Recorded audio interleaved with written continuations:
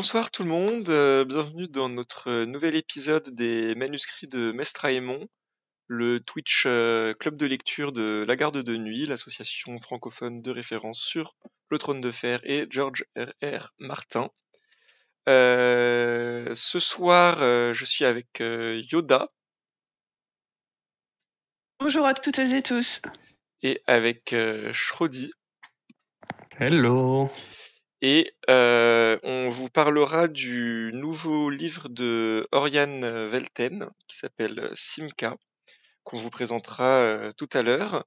Mais avant, comme à chaque émission, on va d'abord vous présenter le livre qu'on lira le mois prochain. Donc le mois prochain, on lit un seul livre. Je dis on, mais ça sera pas du tout moi. Ça sera à une date pas encore fixée en novembre. Ça sera avec Yoda, Nympha et Corondar. Et ils liront Le Fléau des Rois, ou The Rune of Kings, le premier tome de Cœur des Dragons de Jen Lyons. C'est moi qui vous en parle parce que même si je participerai pas, je l'ai déjà lu. J'ai beaucoup aimé ce livre. Je l'ai lu il y a un an ou deux maintenant, et quand je l'ai lu, c'est vrai que j'ai eu l'impression de lire quelque chose que j'attendais depuis longtemps, en fait, de revenir dans de la fantasy à la fois très classique et en même temps très ambitieuse. Donc il y a beaucoup d'éléments très classiques. Il y a voilà plein de royaumes, plein de peuples, plein de races, des magiciens, des archétypes de voleurs, un peu de politique, etc. Et en même temps, c'est très ambitieux. Il faut suivre. Il y a plein d'intrigues mêlées les unes aux autres, beaucoup de personnages dont on ne connaît pas forcément les envies, les buts, les objectifs, etc. Et donc le tout ensemble, moi, ça m'a vraiment happé. Et j'ai adoré cette lecture. Je pense que l'année où j'ai lu, c'est probablement le livre que j'ai préféré. Donc voilà, j'ai très hâte que mes petits camarades lisent ça et de savoir ce qu'ils vont en penser. Et donc voilà, à vous tous et toutes, innombrables fans des manuscrits de Mestre Aémon, n'hésitez pas à lire Jen Lyons si vous aimez la fantasy. Honnêtement, voilà, moi c'est quelque chose que je recommande vraiment. Alors il faut pas avoir peur des pavés parce que c'est un énorme pavé. Et c'est en 5 tomes, mais ils sont tous sortis, donc c'est quand même positif. Ça fait la différence. Ouais, et tous, je suis pas sûr à 100% que le dernier soit traduit en français, mais peut-être. En tout cas, s'il l'est pas, il le sera probablement bientôt. Le temps que vous lisiez les 4 premiers, je pense que on est tranquille. Donc voilà, donc ça sera en novembre. Et ça sera voilà, à une date qu'on vous communiquera sur nos réseaux ou sur le forum. Donc n'hésitez pas à nous suivre. Et n'hésitez pas à commencer dès maintenant parce que c'est quand même un peu long. Voilà, donc ça c'est pour novembre. Et avant de parler du livre d'aujourd'hui, on va faire une petite pause recommandation. Donc comme chaque fois, si vous nous suivez, vous le savez, on aime bien vous recommander un peu nos lectures, les lectures qui nous ont plu depuis la dernière fois qu'on s'est vu. Et Shrodi, dis-nous, toi ça fait un moment qu'on t'a pas vu en plus, qu'est-ce que tu as lu de beau ces derniers temps? Quelques trucs, bon c'est vrai que je lis pas beaucoup, donc c'est pas facile de faire des recos, mais je rigole. La première, bon c'est un peu niche, mais ça m'a beaucoup plu, donc je voulais faire de la pub un peu, parce que l'autrice elle est très sympa en plus. Ça s'appelle La Villénologie de Violaine de Charnage, une autrice française.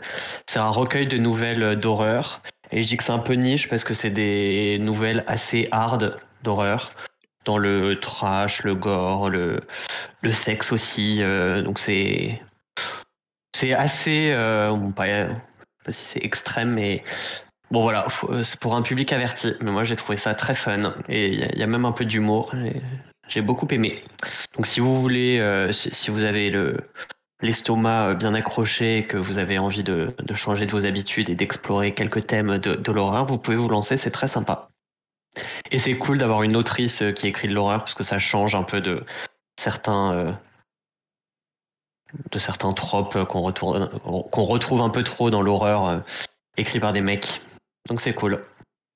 Ouais, et Schrödi est notre spécialiste horreur, donc s'il recommande, a priori, c'est que Oui, c'est ça doit être vrai. bien. Pour ceux qui aiment ça, en tout cas. J'aime bien ça, c'est vrai. Et une deuxième reco un peu plus consensuelle. Bon, je dis ça, mais c'est quand même une uchronie SF qui parle de Mars. Mais ça parlera peut-être plus au public qui nous regarde, au public nombreux qui nous regarde. C'est l'affaire Crystal Singer d'Ethan Chatagnier. Donc j'ai dit c'est une uchronie. Le point de départ, c'est qu'en fait la Terre et Mars communiquent via des messages qui sont laissés sur les planètes respectives. Et en fait, ils s'observent avec des télescopes et du coup ils arrivent à lire les messages et bref ils communiquent. Et ça commence par un groupe de jeunes mathématiciens qui laissent un message, qui pensent avoir résolu une équation pour... Oh, il y a un commentaire. Oui, une des nouvelles, c'est sur un Leprechaun qui est, c'est un peu comme la petite souris. Son but, c'est de voler des dents aux enfants, aux adultes, tout ça. Et une petite histoire avec un Leprechaun très mignon qui casse des dents. Voilà. Très C'est très mignon. sympa. Il y a aussi Blanche-Neige et les zombies, une réécriture de Blanche-Neige, mais avec des zombies. Et tout est très original et très sympa. Et donc, oui, c'est des mathématiciens qui pensent avoir résolu une équation pour répondre à Mars. Ça commence comme ça, et donc on pourrait s'attendre à un livre à la Premier Contact, le film de Villeneuve, et finalement rien à voir. C'est plus une histoire d'amour, c'est un road trip. C'est très poétique et mélancolique, même si on parle de mathématiques et de communication avec des extraterrestres. Et c'est très sympa. J'ai trouvé ça très original et vraiment très, très, très cool. Donc je recommande. Et vaut mieux ne pas y aller avec trop d'idées préconçues sur ce que ça va être. Parce que si vous attendez un truc de hard SF, vous pourrez être déçu. Ok, c'est vrai que ça paraît un peu incompatible quand tu dis énigme de maths et bucolique, mais Ouais. Et en fait, pourquoi pas? non, c'est vraiment très, très sympa. Et j'avais découvert grâce à Faye Girl qui en avait parlé sur le forum. Ça m'avait bien intrigué et j'ai bien fait de me lancer. Ça m'a changé de ce que j'ai un peu d'habitude. Ninfa qui nous dit que les maths c'est très poétique parfois. Oui, Ninfa, tout à fait. On va dire ça. T'es pas convaincu? Je suis complètement convaincu, mais bon, je sais que Ninfa nous parle en fait des statistiques et je sais pas ce que je trouve le plus poétique dans les maths, mais c'est pas du tout le sujet. Moi, je vais vous faire une petite reco aussi. Alors, encore rien à voir avec les deux recos de Schrödi. Moi, c'est une lecture très jeunesse en fait. Alors un peu à voir parce qu'il y a une mini touche très vaguement horrifique. Je pense que la touche la plus horrifique, c'est la description qui m'a été faite du livre par son auteur. Malgré cette couverture ultra lumineuse. Donc, qu'est-ce que c'est? Là où règnent les baleines de Jolan, j'ai même pas retenu complètement son nom. Jolan Bertrand, j'ai envie de dire, mais j'ai pas envie de dire de bêtises. Voilà, Jolan T. Bertrand. Oui, tout C'est à bon, fait, tu as j'ai pas raison. dit de bêtises, ouf. Sinon, la honte. Donc, Là où règnent les baleines, c'est un roman jeunesse sur une jeune adolescente qui va passer ses vacances d'été chez son oncle qu'elle n'a jamais vu et qui habite sur une minuscule île composée globalement d'un phare au milieu des récifs et des tempêtes et de rien d'autre. Donc un oncle qu'elle n'a jamais vu, elle est vraiment absolument ravie d'aller là, comme vous pouvez l'imaginer. Surtout quand elle arrive, elle découvre évidemment que il n'y a pas de réseau, il n'y a pas Internet, il n'y a rien du tout pour qu'elle puisse vivre sa L'horreur. meilleure vie de vacancière Ah, en fait, c'est un adolescente. livre d'horreur. C'est tout à fait un livre d'horreur. Et après, il va se passer des choses. Il y a un peu un mystère sur cet oncle, sur qu'est-ce qu'il fait là, sur un peu l'océan qui les entoure. Il y a tout un côté. Donc en fait, il y a tout un côté. Donc bon, le mystère est pas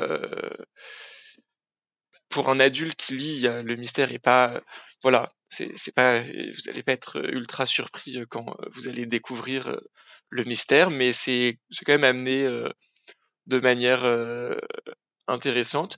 Moi, ce que j'ai surtout beaucoup aimé, c'est l'écriture en fait, c'est l'ambiance en fait. J'ai trouvé que l'ambiance était très bien rendue entre l'océan, l'île un peu dans les tempêtes, cette espèce de côté un peu glauque de ce phare sombre et un peu décrépit. L'écriture des personnages aussi, donc on suit en alternance la jeune adolescente et son oncle, qui ont évidemment des, des points de vue très différents sur la situation et qui, tous les deux, parce qu'en fait la jeune fille est pas du tout contente d'aller là, mais son oncle est pas du tout content non plus de se retrouver avec une ado dans les pattes. Donc c'est très réaliste la façon dont c'est décrit, dont les personnages sont décrits. Ils sont très humains, ils sont très attachants.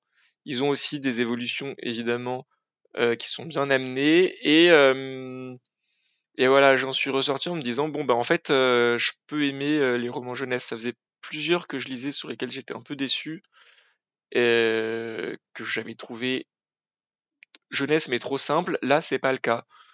Donc voilà, c'était très très bien.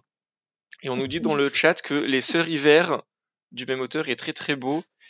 Et je pense que je regarderai sans problème. Et je pense qu'il a gagné des prix ou qu'il a Un été au moins prix, non, nommé oui. à des prix. Donc voilà, auteur que je recommande, en particulier avec ce livre qui n'est pas qui ne fait pas si peur que ça finalement, et qui est très mignon. Voilà.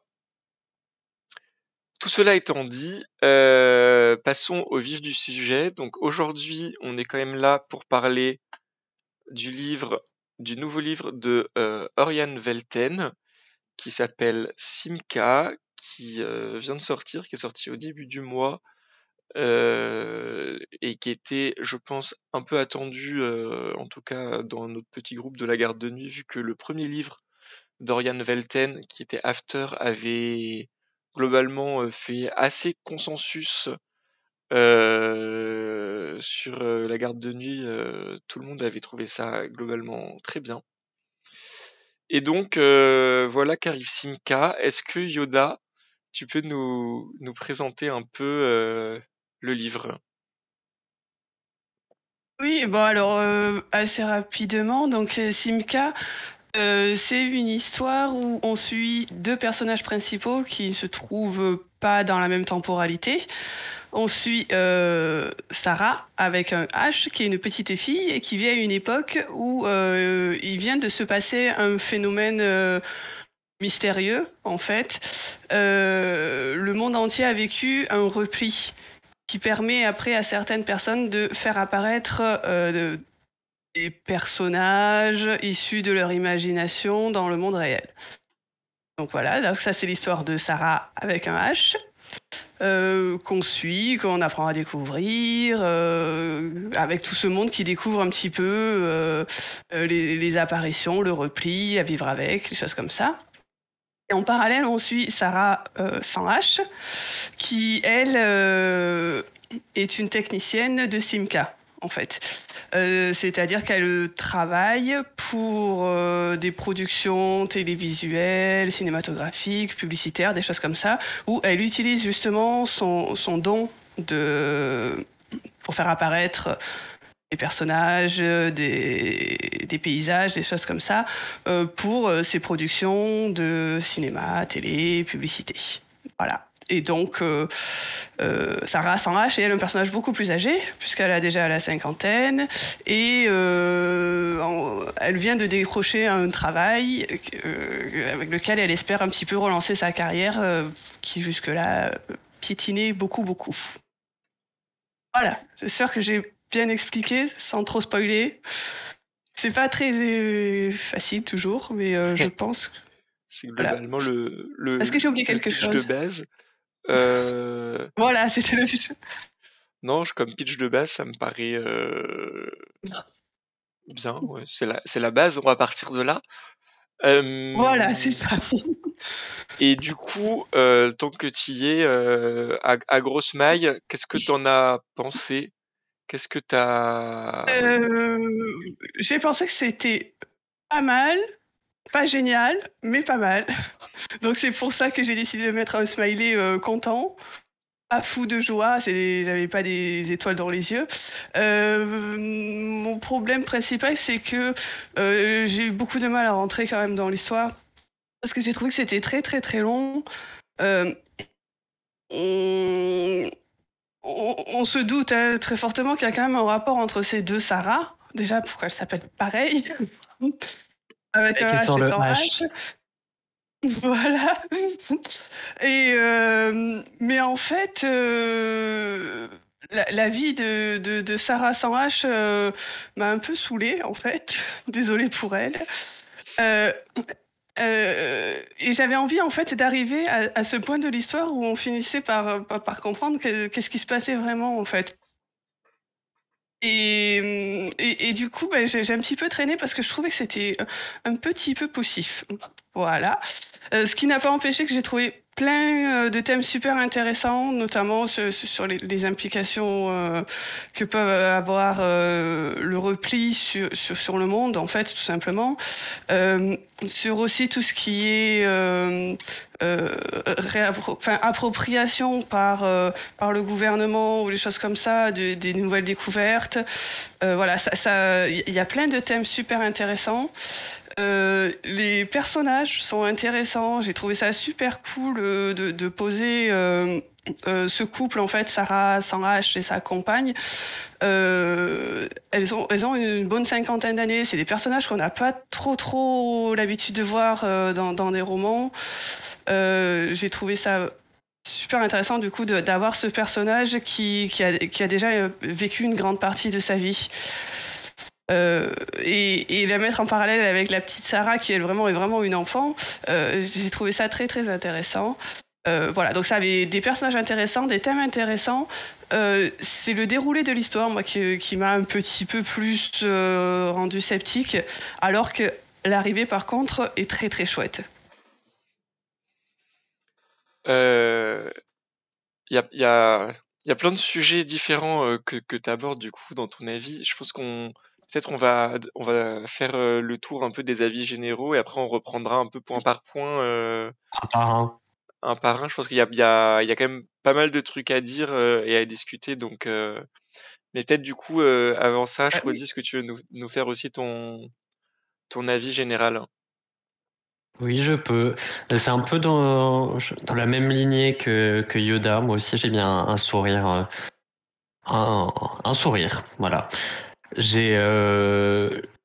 y a des choses que j'ai bien aimées, d'autres que j'ai moins aimées. L'écriture est très... j'ai eu plaisir à retrouver cette autrice après After. Je trouve que ça se lit très bien. Je l'ai pas lu d'une traite, mais presque. Je trouve que les thématiques abordées sont très intéressantes. Le concept de base avec des chapitres qui alternent avec deux personnages qu'on apprend à découvrir, on essaie de comprendre le lien entre les deux. C'est très sympa. Après, dans les points un peu plus négatifs, je trouve que c'est assez prévisible.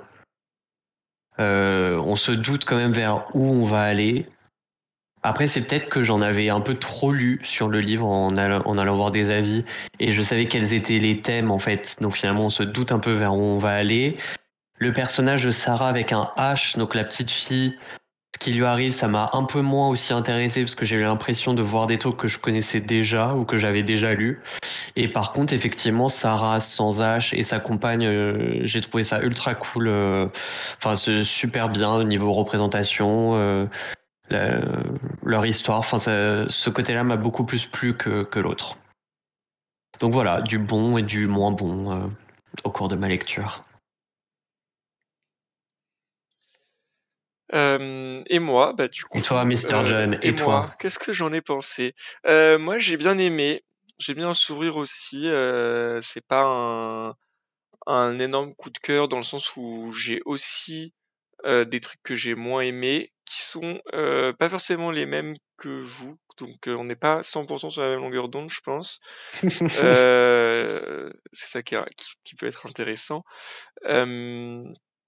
Moi, j'avais rien lu du tout sur le livre. J'ai même pas lu le 4e de couverture. J'aime bien lire les livres comme ça en allant vraiment à la découverte. Donc, il y a certaines thématiques qu'évidemment on voit venir, certaines évolutions dont on se doute parce qu'en fait, dont on fait pas mystère. Il y a d'autres trucs qui sont plus mystérieux. C'est pas forcément ce qui m'a le plus plu. Je pense que si j'ai même pas dit ce que j'aimais bien. Je suis déjà à dire ce que j'ai pas trop aimé, mais je pense que ce qui moi m'a le moins plu, c'est en quelque sorte la gestion des mystères. Je vais appeler ça comme ça au sens un peu large.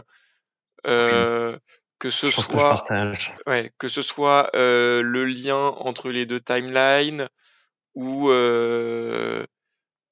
par exemple moi un truc qui m'a un peu crispé slash frustré, c'est les titres des chapitres qui sont donc appelés respectivement ici entre parenthèses là-bas et là-bas entre parenthèses ici. Et bon, ça j'ai juste pas compris pourquoi. Donc voilà, que je comprends pas, j'aime pas. Alors peut-être c'est moi qui ai pas compris ou c'est trop subtil ou voilà, je ne sais pas. Du coup, j'ai pas compris.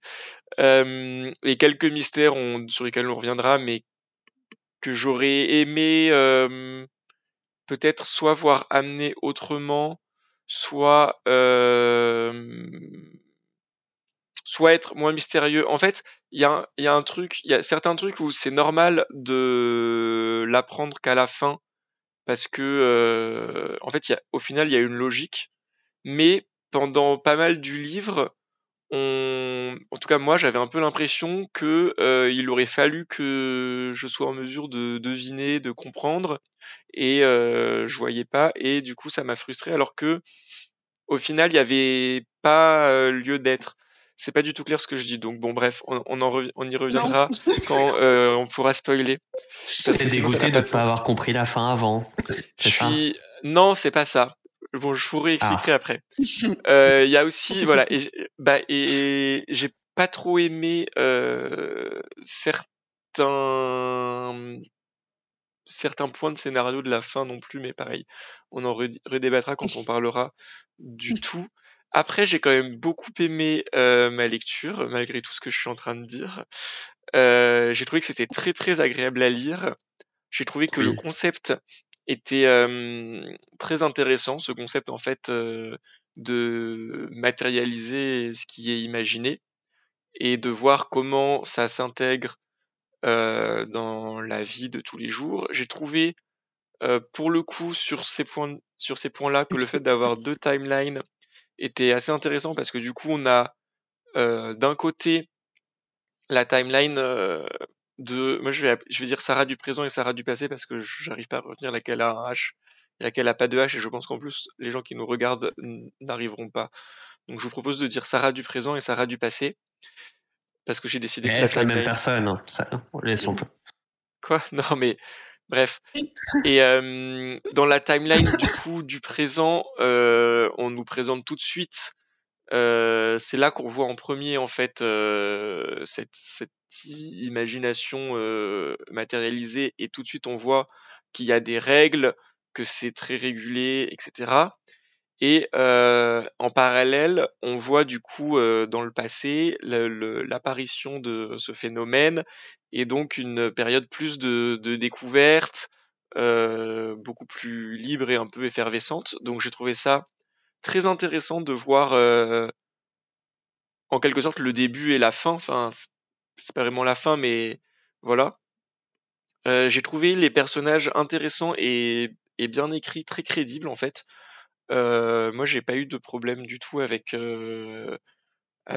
Sarah du passé, Sarah enfant. Donc voilà, tout ça, j'ai trouvé que c'était très bien. Et c'est pas un spoiler, cette histoire passé-présent.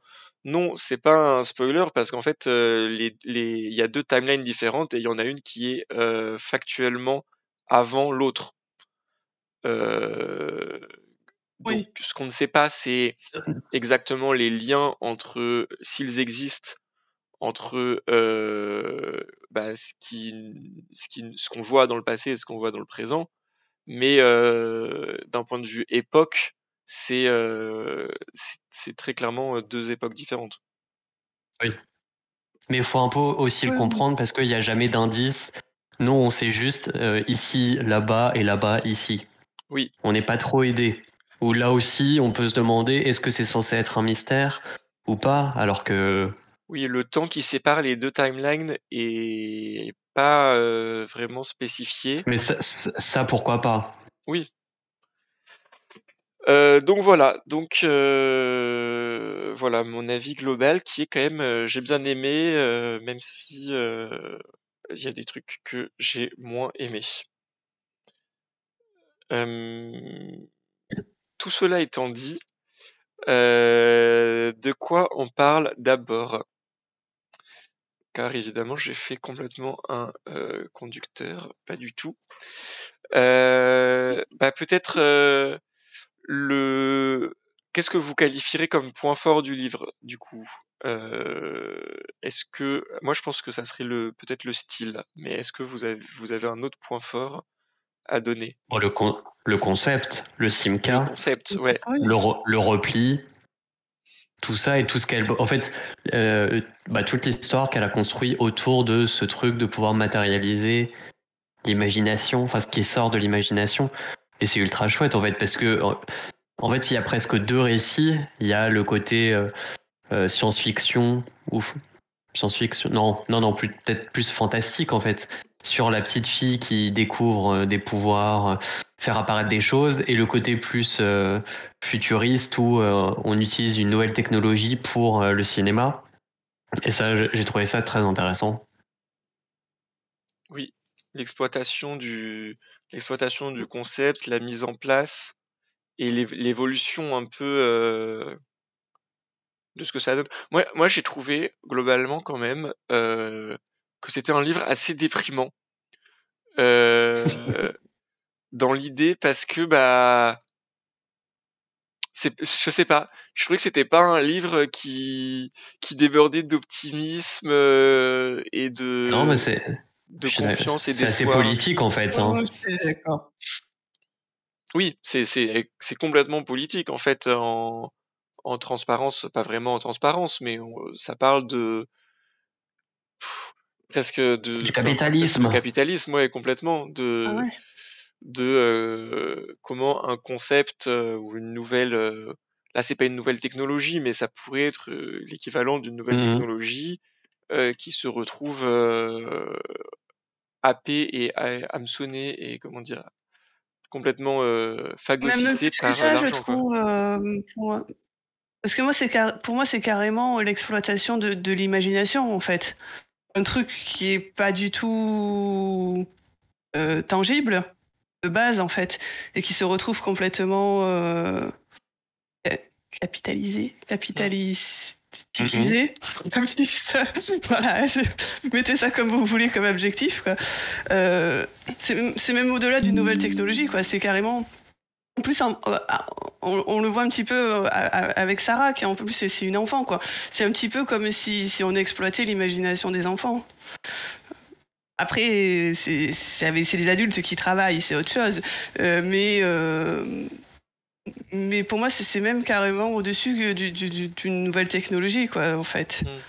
Il y a un Et ça, j'ai côté trouvé ça désillusion, intéressant. fin du rêve, en fait, quand tu compares, dès le début, en fait, quand tu compares l'émerveillement de la timeline du passé avec le côté ultra prosaïque basé sur des statistiques pas du tout poétiques euh, Oui. et ouais, c'est complètement une opposition statistique et poésie. Hein. Désolé Nympha, mais je pense que Ah oui, là, du coup je sais plus ce que je disais. Mais oui, ça, des thèmes qui te plaisaient. ouais. Que la fin d'un rêve, enfin que Oui, la l'opposition désillusion, entre le la, côté ouais, ultra utopique de l'imagination de l'enfance et la réalité. ouais. Mais voilà, c'est ça que j'ai trouvé déprimant un peu en fait, du coup dans ce livre, Oui, c'est vrai. parce qu'en fait on te dit un peu, alors ce qui est vrai, hein, on te met en face de notre monde capitaliste en te disant bah regarde l'émerveillement des enfants, bah ça n'a pas sa place dans cette société. C'était un peu voilà, c'était un peu triste. Intéressant en plus que parce que c'est beaucoup vu à travers Sarah adulte, qui n'est pas du tout politisée comme personnage et qui elle de base en fait ne voit même pas le problème que la Simca soit privatisée, mais tout le reste en fait, tout ce qui est autour d'elle, visiblement dans le futur, ça c'est plus ou moins tout a été privatisé quoi. L'école et des choses comme ça. Et elle voit pas du tout le problème alors qu'elle y travaille dedans. En plus, Mm. c'était encore très intéressant aussi du coup comme thématique. Oui, elle le conceptualise pas du tout, mais c'est un personnage. Moi, j'ai trouvé les deux personnages, et même plus que deux, mais tous les personnages assez intéressants, mais en particulier les deux Sarah, je les ai trouvées très intéressantes, et en particulier effectivement cette personnage de Sarah adulte. Outre le fait que bah c'est très rare d'avoir une femme quinquagénaire en tant que personnage principal d'un livre, et ça c'était rien que pour ça c'était très intéressant. Et en plus elle est très bien écrite euh, dans cette espèce de rapport à bah un peu crise de la cinquantaine en fait, de bah qu'est-ce que je vais faire de ma vie maintenant en fait. J'ai 50 ans, j'ai pas de revenus stables. Je pense qu'il y a potentiellement ça repose aussi sur des angoisses artistiques potentiellement pour des gens qui sont bah ça peut représenter aussi ce que peuvent ressentir des gens qui sont peut-être intermittents du spectacle ou juste artistes ou auteurs ou autrices de livres par exemple, même si bon je pense que Oriane Velten est encore loin des 50 ans, donc c'est pas complètement autobiographique, mais peut-être des crises d'angoisse par anticipation, je ne sais pas. Mais oui, ce côté en fait remise en question de sa propre vie et se dire bon ben en fait qu'est-ce que je fais maintenant, et cette espèce d'angoisse sous-jacente, en fait il y a une espèce d'angoisse sous-jacente toujours dans les chapitres de Sarah adulte, je trouve, qui est très bien rendue, mais qui du coup en fait une lecture voilà pas forcément légère quoi.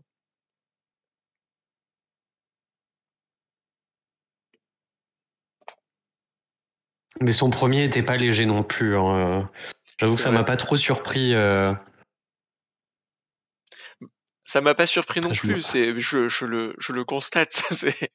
D'accord. Alors qu'on pourrait, tu vois, c'est quand même là où les chapitres de Sarah enfance sont beaucoup plus, en tout cas au départ, sont beaucoup plus Ouais. lumineux et basés bah, ouais, sur cet émerveillement de la découverte, quoi.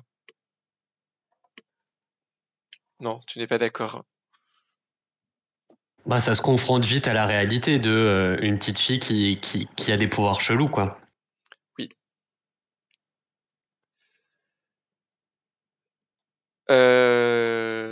Donc du coup, ça c'était les points forts, en gros.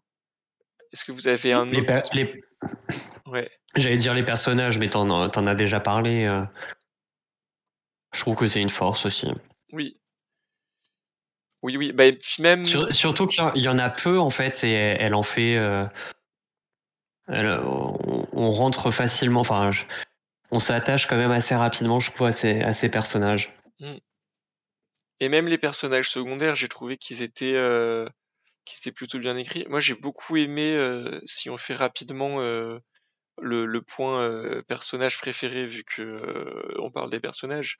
Mais moi, j'ai beaucoup aimé le personnage de Megan, donc la mère de la jeune Sarah, et j'ai trouvé qu'elle présentait une forme de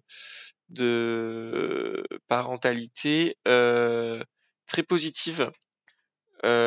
Surtout dans les premiers chapitres en fait, où Oui, on voit vraiment, donc dans les premiers chapitres, Sarah est vraiment enfant. Je pense elle doit avoir 8 ans au tout début, et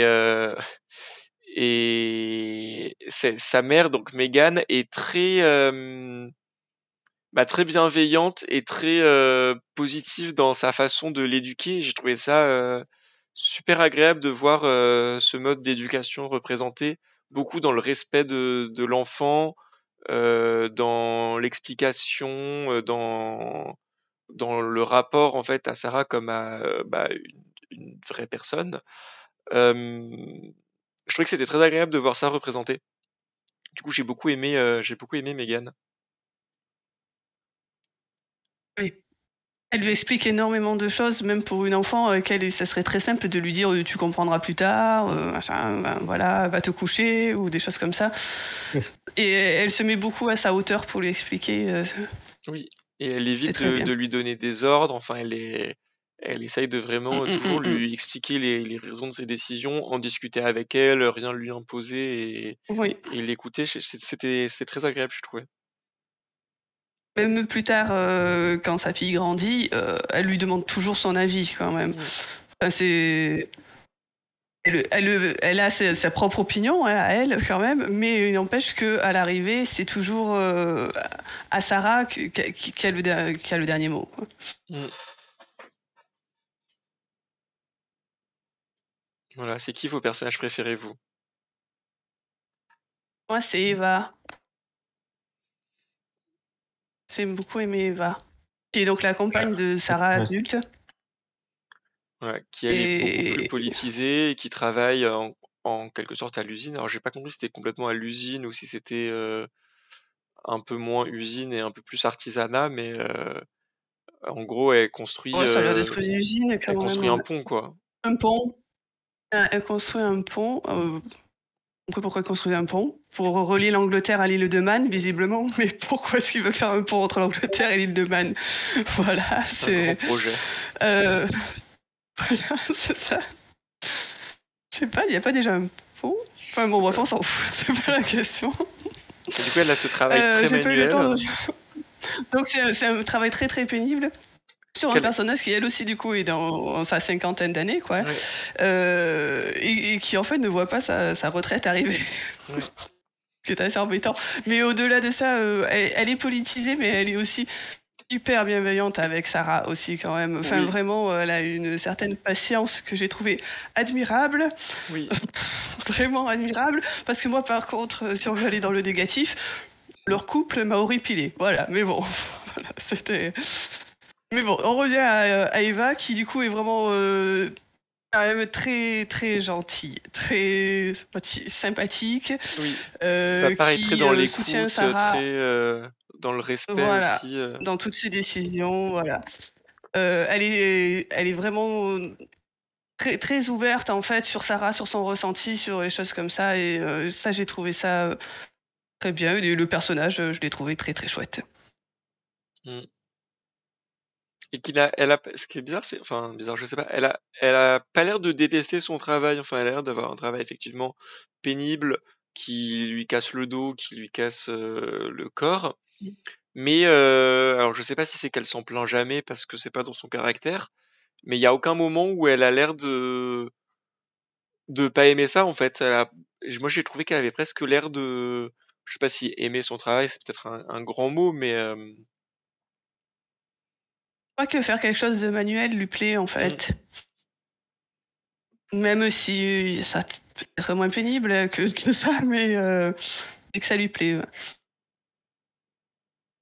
Ouais. ouais, c'est un personnage qui est presque assez lumineux en fait, malgré Donc on apprend assez vite qu'elle a Pas d'accord, hein. qu'elle a des traumas. T'es pas d'accord? Non, en fait, ça va pas. En fait, elle m'a un peu agacé avec ses traumas. C'est horrible à dire, mais en fait, j'avais du mal à la comprendre. Il y a énormément de non-dits, et parfois j'avais envie de dire, mais creuse, c'est quoi ton souci, c'est quoi le problème? Et c'est que j'ai eu du mal je sais pas comment on dit, à sympathiser. À faire preuve d'empathie, car tu es un C'est monstre. ça. Oui, ça doit être ça. C'est ça l'explication, je Bah, pense. c'est Sarah Je qui ne- se pose pas trop de questions quand même, quoi.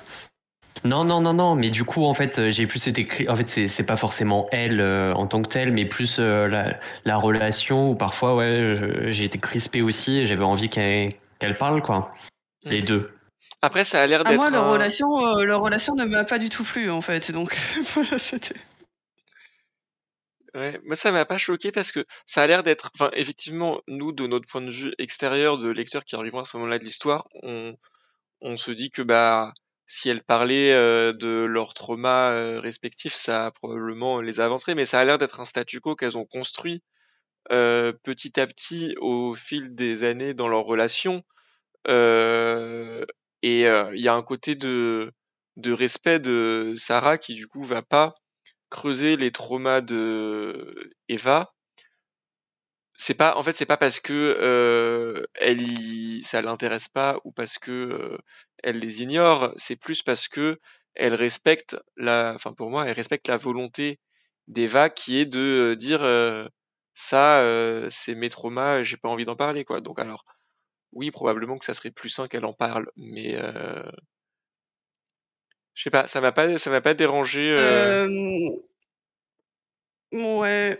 Moi, c'était vraiment ce problème de couple où en fait, c'est deux personnages qui n'ont absolument rien en commun, rien ensemble. Elles ne font rien ensemble puisqu'elles ont absolument pas du tout les mêmes, ni les mêmes intérêts, ni les mêmes passions. Et les choses qui leur plaisent le plus à toutes les deux, c'est pas du tout quelque chose qu'elles ont en commun. Et j'avais moi plutôt cette impression d'un couple qui restait ensemble pour pas être tout seul en fait. Et finalement, ça m'a vraiment crispé moi ce couple de toutes les deux. Alors que les deux personnages en soi me plaisaient plutôt bien. Euh, mais j'étais perdue moi sur les chats. C'était. Mais Et en fait, le couple en soi, je n'y ai vu aucun intérêt. Désolée. non, mais c'est peut-être parce que, en fait, comme on arrive, c'est un couple dont on voit pas le début, donc effectivement, on voit pas les raisons de leur attachement l'une pour l'autre. Donc c'est peut-être ça qui peut-être Ouais. vous a manqué de dire, bah, pour y croire, vous aviez pas de raison de croire à ce couple à part qu'on vous dise, bah oui, oui, elles sont très amoureuses l'une de l'autre. Moi, ça Oui. m'a pas gêné. Voilà. C'est parce que t'es un grand romantique Ça doit être avec trois ça. fois rien. Et du coup, toi, ça serait qui ton personnage préféré, Shrodi? Bah moi, j'ai bien aimé Sarah sans H, la Sarah adulte. Donc la compagne du personnage préféré de Yoda. À l'inverse. Moi, j'ai bien aimé dans ses doutes, ses questionnements, et son intérêt pour son travail aussi, même si elle se pose des questions et que Poe ne lui va pas de la manière dont c'est fait, mais c'est un personnage qui m'a bien plu. Mais en vrai, Sarah avec un H aussi, la petite fille, c'est plus en fait ce qui lui arrive où j'avais l'impression de revoir des trucs que j'avais déjà lus. Mais son personnage en tant que tel m'a plu. Enfin, on s'y attache et on voit les trucs à travers ses yeux et ouais, c'est quand même assez touchant. Et du coup, alors on est en train de nous dire que on dit déjà beaucoup de choses négatives et genre normalement c'est le moment où maintenant on parle des points faibles. Là on parlait des points forts, mais moi je trouve qu'on a dit des trucs positifs quand Non, même. c'est bon, j'en ai assez dit sur le couple de Sarah et Eva, donc c'est bon. On a assez dit. On nous a demandé aussi si la couverture type Spider-Man, Spider-Verse c'était un point fort ou un point faible. Moi je trouve que cette couverture est magnifique. Donc voilà, je le dis, Oui, je publie ce elle passage. est très belle. Après, je sais pas si ça m'évoque vraiment l'histoire. Non, alors pas pas trop. Pas trop, mais elle est très belle. Oui, elle est très belle. J'y avais pas fait attention du tout, en fait. Je viens de la regarder pour la première fois. Ah, parce que tu l'as en EPUB. D'ailleurs, merci aux éditions Menemos. Nemos. Est-ce que ça peut être une ref à Spider-Man en vrai avec l'histoire? Non. Je pense pas. Le multiverse. Non, il y a un côté imagination en fait, mais je suis pas sûr qu'il faille voir une référence à Spider-Man. Elle est plutôt en train de tomber. Oui. Elle est complètement en train de tomber.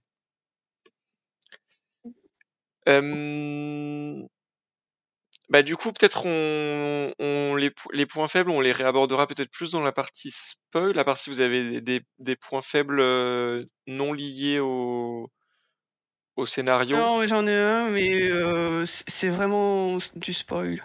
Oui, donc voilà, pas ça. Donc non. Donc on en parlera tout à l'heure. Je regarde qu'est-ce qu'on dit d'habitude, on parle des scènes bref, ça on fera tout à l'heure aussi. Est-ce qu'on peut parler un peu plus des différentes thématiques sans spoiler? On l'a dit, il y a une grosse thématique capitalisme. Il y a aussi quand même une grosse thématique le sens de la vie. Enfin, avec les deux personnages surtout les personnages adultes qui cherchent un peu un sens à leur vie. Et puis il y a une grosse thématique quand même sur l'art et l'imagination, quoi. Même un gros côté qu'est-ce que l'art, enfin art vis-à-vis du capitalisme en fait. C'est quand même dans cette optique-là que le sujet est abordé, art vis-à-vis de la société et malgré tout, parce que enfin Yoda, tu disais c'était sur l'art et pas trop rapport aux nouvelles technologies. Moi, j'ai quand même vu pas mal, je trouve qu'il y a quand même pas mal d'analogies avec les nouvelles technologies parce qu'il y a un côté. J'y pensais aussi. Il y a avec l'intelligence artificielle, non? Bah, par exemple, l'intelligence artificielle ou pas que en fait, oui, ou la réalité virtuelle ou n'importe quoi. Mais ce côté, est-ce que une nouvelle technologie peut être inventée indépendamment d'un contexte et en particulier non seulement d'un contexte capitaliste, mais d'un contexte comment on dit, d'État indépendant et militarisé. C'est-à-dire que de nos jours, quand on parle d'intelligence artificielle ou quand on parle de choses comme ça, tout de suite un des premiers sujets, c'est oui, mais quels sont les risques si ça devient des armes? Parce que il se trouve que dans la plupart des pays, les budgets scientifiques les plus élevés sont les budgets de la défense, que c'est toujours ces endroits-là qui sont à la pointe des innovations technologiques, etc. Et moi, j'ai trouvé qu'il y avait quand même cette thématique de liée à l'innovation technologique. Est-ce que une innovation technologique représente forcément un risque militaire en fait?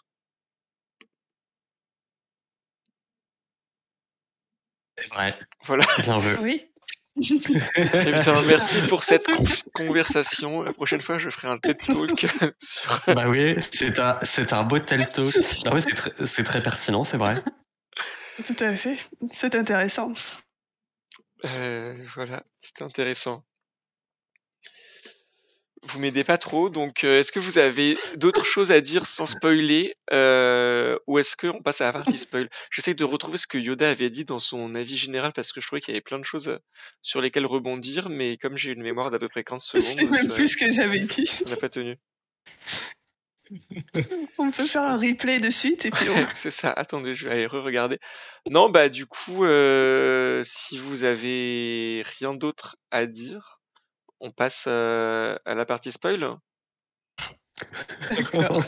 Voilà, comme ça peut-être que les gens désagréables du chat partiront et arrêteront d'être désagréables. Est-ce qu'on recommande la lecture de ce livre? Alors, oui. Bah oui. Oui, voilà. Oh, carrément.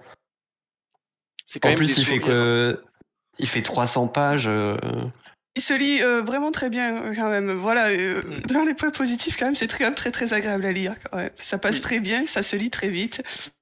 c'est très bien J'avais écrit pas beaucoup de temps dispo et je l'ai lu assez vite, donc c'est pas mal. et c'est quand même très intéressant. Enfin, ouais, il y a vraiment beaucoup de thématiques très intéressantes. Alors, je pense qu'on a aucun de nous a adhéré 100% à toute la façon dont c'est construit, mais euh, mais malgré tout, ça reste super intéressant.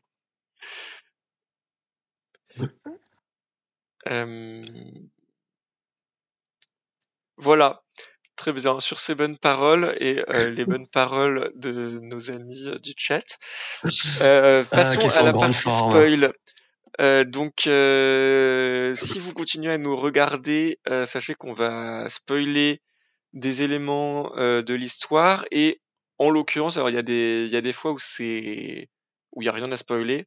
Par exemple, Joe Abercrombie, la première loi, l'autre manuscrit de J'avais Maître rien à Raymond de spoiler. Novembre, où il n'y avait rien à spoiler.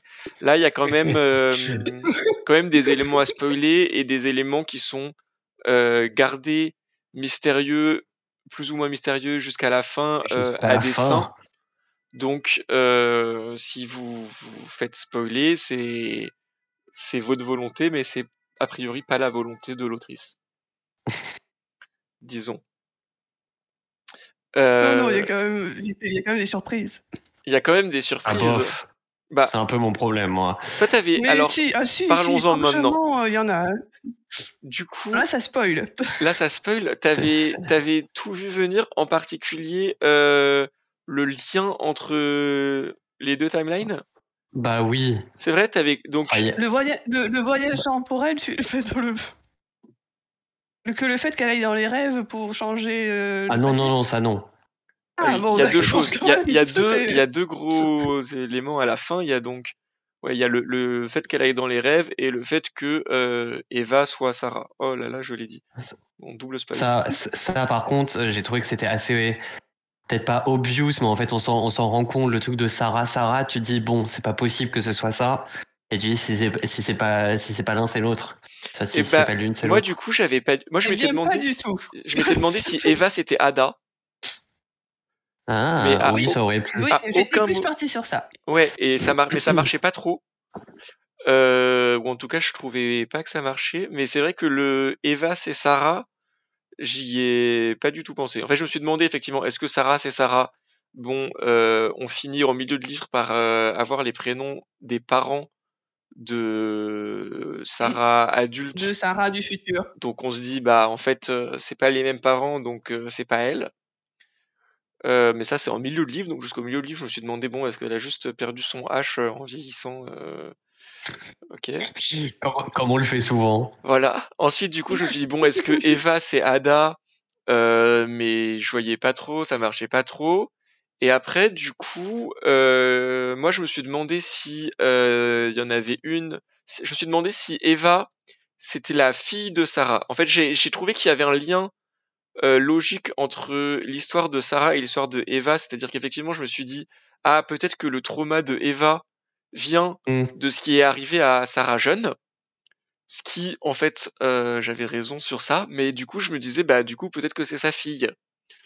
Je me suis pas du tout dit que ça pouvait être elle, alors que vraiment, j'ai envisagé beaucoup d'autres possibilités. Mais T'as beaucoup plus Ouais, moi réfléchi que j'étais moi, hein. même partie sur sa copine qui travaille avec elle.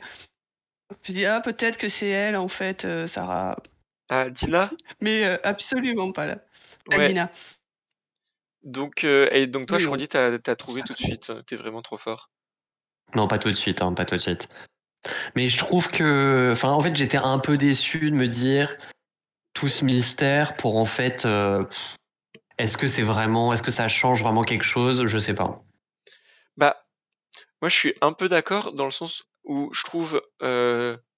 Alors, en fait, j'ai deux avis. Ma Je réponse trouve, va se faire en deux Fais-nous temps. ton c'est ça, avis. en deux parties. Petit En 1. fait, en fait, j'ai trouvé ça intéressant que Eva, ça soit Sarah, et j'ai trouvé que ça collait assez bien en fait, que ça expliquait ses traumas, et que donc pourquoi pas. et que du coup, effectivement, l'apprendre plutôt sur la fin, bah, c'était assez intéressant parce que sinon, ça nous spoilait en quelque sorte l'évolution de Sarah. Donc ça m'a pas gêné, mais en fait, ce qui m'a gêné, c'est qu'il y ait un mystère. En fait, j'aurais préféré qu'il n'y ait pas de mystère, et du coup, j'aurais préféré peut-être qu'elles s'appellent pas toutes les deux Sarah. Parce que le fait qu'elles s'appellent toutes les deux Sarah, Oui. et que les chapitres s'appellent ici là-bas, là-bas ici, c'est un peu mystérieux aussi. Tu te dis, ok, alors bon, pourquoi est-ce qu'elles s'appellent toutes les deux Sarah? Quelle est la coïncidence? Du coup, quel est le lien? En fait, tu comprends qu'il y a un lien entre les deux timelines et tu le cherches. Enfin, moi, en tout cas, je me suis dit, ok, il faut que je le cherche. Ça m'a rappelé les heures noires de Westworld où il fallait comprendre que le robot vivait dans 8 timelines différentes et que en fait je sais pas quoi parce qu'en fait j'ai rien compris à ce film, à cette série. Bref, je me suis dit oh là là non, il faut trouver les indices pour comprendre les liens, etc. Est-ce que le fait qu'elle s'appelle pareil c'est un indice ou pas, etc. Donc ça m'a un peu pris la tête. Alors qu'en fait, je trouve que s'il n'y avait pas eu tout ça, et que j'avais il y a pas que les Targaryens qui ont tous le même prénom, c'est sûr, mais et que si j'avais juste pu lire 2 timelines qui me présentent un univers à 2 moments différents, et qu'en fait on nous raconte l'histoire de la Simca avec des personnages différents, j'aurais peut-être moins cherché le lien entre les deux en me disant le lien c'est qu'on nous montre l'avant et l'après par 2 personnages différents, Mm. pourquoi pas? Et ça m'aurait moins perturbé et frustré. Et du coup, en fait, Oui. cette révélation de la fin, entre guillemets, de Evas et Sarah, je me serais dit, ah bah, cool. Oui, ça te rajoute un truc, mais c'est pas un truc que t'attends tout le long du livre. Ouais, Alors que là, on y Mm. pense quand même pendant tout le livre. Enfin, on peut pas ne pas y réfléchir vu la manière dont c'est fait. oui, c'est ça. Là, en fait, on te dit un peu cherche, et en même temps, moi, j'ai pas trouvé. Du coup, ça m'a frustré. Bah non, mais on te trompe aussi. On te met des fausses pistes. Enfin, Ouais, donc je sais pas. J'avoue que moi, ce truc-là, je me suis un peu dit, ouais, bon. oui. Moi aussi, c'est un des trucs qui m'a le moins plu. En fait, c'est un des trucs qui m'a le moins plu, surtout parce que du coup, ça m'a un peu gêné dans ma lecture, et ça m'a empêché de profiter, T'étais quoi. tout accaparé à ça. Ouais, c'est ça. Ça et franchement, le ici, là-bas, je sais pas si vous avez une explication pour ça, mais moi, Non, Non. ça m'a perturbé. le multiverse, je ne vois que ça. Oui, sauf qu'au final, Non, et parce que du puis coup, à un en moment, je plus, me suis du demandé coup, s'il y avait un multiverse, si c'était 2 réalités parallèles qui avaient pas avancé au même rythme dans la Simca ou machin, d'où un ici, là-bas, mais en fait, non. moi je lisais Non, mais plus ouais, les je sais titres pas. en fait, donc coup, des chapitres. Donc J'ai pas c'est pas grave pour d'explication. moi. Faudra qu'on demande à Oriane Velten. Voilà. Oui. Bien. Du coup, c'était toi, Yoda, qui disait que t'avais un point faible, mais qui spoilait beaucoup. Ah oui, que les militaires fassent de la merde avec le truc. Enfin, je sais pas, c'était tellement évident que pour le coup, ça se voyait arriver à des kilomètres que ça allait mal se terminer cette expérience avec les gamines, quoi. Et... Attends, pardon. Ouais. Pardon, désolé. Et du coup, en fait, c'est un truc que tu vois arriver, que tu te dis, bon, quand est-ce que ça va finir par éclater? Parce que ça monte, et puis c'était long pour y arriver finalement. Avec 2 enfants, enfin 2 ados à ce moment-là, qui voient pas la chose arriver. Ok, il n'y a pas de souci, c'est des ados, elles sont un petit peu... euh, bah, elles sont un petit peu dans leur monde, elles vivent leur petit rêve et c'est normal, y a pas de souci. Mais elles ont quand même des parents qui, eux, ne voient pas arriver le truc. C'est un peu lourd, que derrière elles sont entourées d'adultes qui leur disent mais si, faites-nous confiance, machin, tout ça, et qui les trahissent derrière. Bon, voilà, et en fait, ça se voyait arriver que l'armée allait faire n'importe quoi, et c'était long pour y arriver en fait. Voilà. Moi, c'était un petit peu mon point négatif. Moi, ça m'a pas trop dérangé, ça. J'ai trouvé que effectivement, il y avait ce côté un peu inéluctable, presque tragique en fait de toute cette timeline du passé, où à chaque élément, tu sais que ça peut que mal finir. En fait, c'est pour ça que je disais dans la première partie que j'ai trouvé que ce livre était déprimant. C'est parce qu'en fait, tu sais que ça peut que mal finir. À chaque étape, tu sais que ça va mal se passer, mais en même temps, c'était du coup plutôt réaliste, j'ai trouvé. Et je les trouve pas si naïves en plus parce que malgré tout, elles hésitent, elles se doutent qu'il y a des risques, elles essayent de demander des garanties, elles ont la vidéo du Premier ministre qui leur dit non, non, on fera rien. Bon, bah voilà, les hommes politiques sont des menteurs, que veut-on? Mais je trouve elles essayent. Il y a tout ce passage à la fois très réaliste et très frustrant et très énervant du secret aussi, où bah au moment où elle dit son secret à Ada, tu sais que c'est fini en fait, parce qu'une fois que t'as dit un secret, il va pas être gardé, et donc Ada, elle glisse devant son petit frère, après machin, et cette espèce La nulle. d'effet boule de neige que j'ai trouvé assez tragique aussi, dans le sens où tu sais que tu peux rien y faire et tu sais que ça va se passer comme ça, et et ça se passe comme ça parce qu'en fait y a pas le choix, ça se garde pas un secret, surtout un secret de cette ampleur.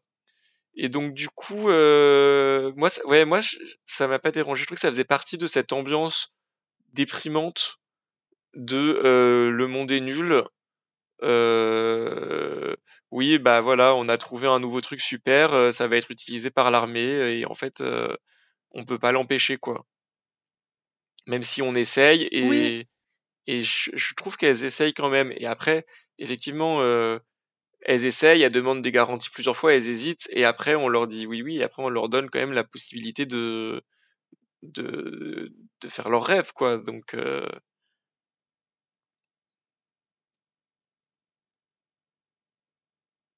qu'est-ce que t'en penses, je redis, il faut arbitrer. Oh, on a un commentaire, une réponse. Ah, ici, là-bas et là-bas, ici, Oh c'était juste une façon de dire que l'histoire de Sarah est la conséquence de celle de Sarah, alors Sarah sans H, conséquence de celle de Sarah avec un H, et qu'en regardant une des histoires, on pouvait plus ou moins en déduire l'autre. Pardon si c'est pas clair, Covid égale peu de neurones. Bon courage pour le Covid. Donc en regardant une des histoires, on peut plus ou moins en déduire l'autre. Oui, bah c'est vrai que l'histoire d'après est la conclusion logique de l'histoire d'avant. Et d'ailleurs, je rebondis parce que ça me refait penser au fait que j'y ai pensé tout à l'heure quand on parlait du fait que Eva, quand on parlait du personnage préféré de Yoda qui était Eva, et qu'on a parlé du fait que dans sa relation avec Sarah, elle est très attentive et à l'écoute. Et à ce moment-là, j'ai failli dire oui, bah comme ce que je venais de dire sur Meghan avec Sarah. Et après, je me suis dit ah, mais en fait, oui. c'est très logique. Mais je suis tout à fait d'accord avec toi que c'est Euh, très très logique. C'est l'éducation de sa ouais, mère. en fait, c'est ça. Et du coup, Revient. j'ai pas fait la remarque quand on parlait de Eva, parce que je me suis dit, je vais C'est pas dire bien. ah oui, c'est Tu n'as super pas logique parce qu'en spoilé fait, comme. elle a été élevée comme ça parce que en fait, c'est sa mère. Mais du coup, pour le coup, c'était peut-être un des plus gros indices de Tout à cette fait. identité qui vient rajouter une cohérence au tout, qui vient rajouter une cohérence au tout, à cette jonction entre les deux personnages, quoi.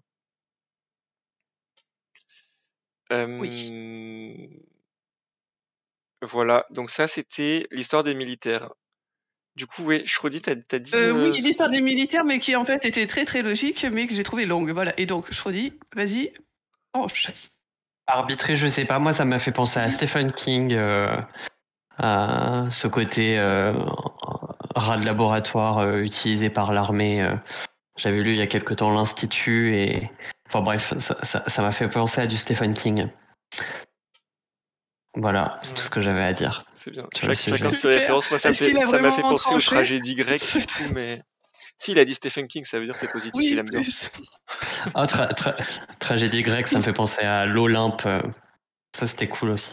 Ah oui, bah ça, quand même, sur tout ce qui est imagination et description, en fait, des scènes imaginées, en fait, j'ai trouvé que ça, c'était des passages très bien rendus et très agréables, parce que c'est pas forcément facile en plus de décrire quelque chose qui est très visuel et qui en plus sort de l'imagination, donc forcément encore plus visuel de quelqu'un. Et le décrire à l'écrit, j'ai trouvé qu'on se représentait très bien en fait ces J'aurais images. bien voulu en avoir encore plus pour Sarah sans H, de la adulte avec le cinéma. On aurait aimé qu'elle continue à travailler un peu plus longtemps avant de se rendre compte qu'elle fait sa crise existentielle. Parfois, j'ai eu du mal à me représenter en fait ce que ça faisait pour le ciné, comparé à Sarah avec un H qui fait des battles de monstres dans la cour de récré. Ce truc-là, en fait, tu te le représentes directement. Surtout qu'en plus, on a des belles descriptions de monstres, de créatures. Et des cartes Yu-Gi-Oh qui ressortent. C'est exactement ça. Non, mais moi, ça m'a fait penser chouette. à ça directement, en fait. C'est ça, ouais. Et pour Sarah sans H, j'aurais bien voulu encore plus, en fait. J'ai trouvé ça intéressant d'ailleurs qu'il y en ait une qui soit beaucoup plus focalisée sur les personnages et l'autre beaucoup plus sur les décors. Les décors, ouais. Et qu'on Après, te c'est son montre, rôle aussi, non? Oui, c'est son rôle, mais du coup, j'ai trouvé ça intéressant de voir les deux facettes et qu'on te montre en fait la codépendance des deux et qu'il n'y ait pas d'échelle de valeur en fait entre les deux. Et on le voit, j'ai trouvé ça marrant de le voir à la fin de l'histoire de Sarah jeune, quand elles se rendent compte qu'elles vont avoir besoin de quelqu'un pour leur faire leur décor, justement, Oui. pour améliorer l'immersion, parce que juste avec leur personnage, ça suffit pas. Donc tout ce tout qui venait se réalimenter.